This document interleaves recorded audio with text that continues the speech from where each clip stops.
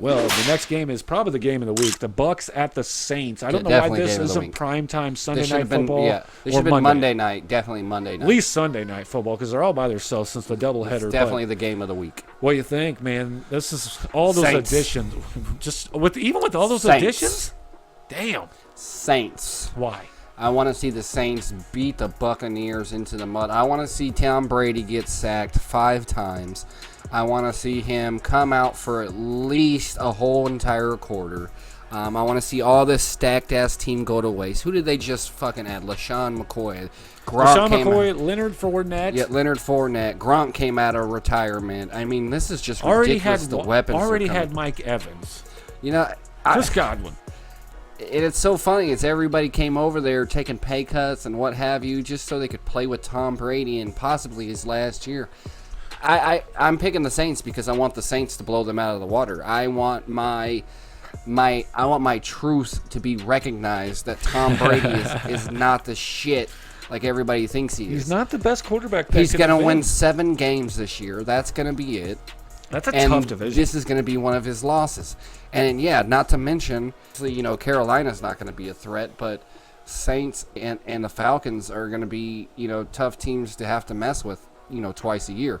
Panthers shouldn't be a problem for you, but the Falcons, Saints are a good team. They should have went a lot further than they did last year. That's for sure. I tell you what, we're going to see how good Tom Brady really is because that man's going to have to play some guys. He's got to play Drew Brees twice, Aaron Rodgers, Patrick Mahomes, Matt Ryan twice, and if you want to count, they got one other real good game on that schedule too. Is I'm pretty sure they play the fucking Ravens as well.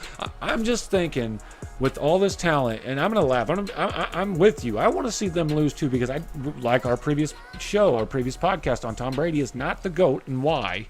We proved all that to you. If you guys haven't checked that one out, go ahead and check it back. But Tom Brady, if he does collapse here, if they don't make the playoffs, they go under 500 or even 500, I guarantee this is his last year. I'm going to say that. Well, first of all, Tom Brady doesn't have one of the top 5 offensive lines this year. He doesn't have the top 5 defense this year. Obviously, he's got some weapons, but a lot of the guys, they're a little long in the tooth. Gronk's a little long in the tooth. Obviously, he's still young, but he's played a long time. Took a lot of hits. He's played a lot of football games. I think he's been to the playoffs 11 out of the 13 seasons, or actually all 13 seasons he's played, or whatever it was, but a lot of those guys a little long in the tooth. They're still trying to get it together. Maybe week 2, the Bucs come out and they start firing. But I think in this first game against the Saints are taking them down. Yeah, I just think the Saints are so good. Michael Thomas. But here's the problem. There's drama on both sides, right? You got Alvin Kamara. They don't know about his contract talk. We heard all this bullshit rumors, how he wanted traded. I was going to mention him, but I didn't know if he was going to actually be there or not. I'm hoping he's wanting to go to New England or Miami, so we'll have to see what happens there. Why you'd want to go there unless it's a big-time payday, I don't know. But I think he should stay right where he's at with the Saints. You have the best possible chance. We have a former Super Bowl champion in Drew Brees.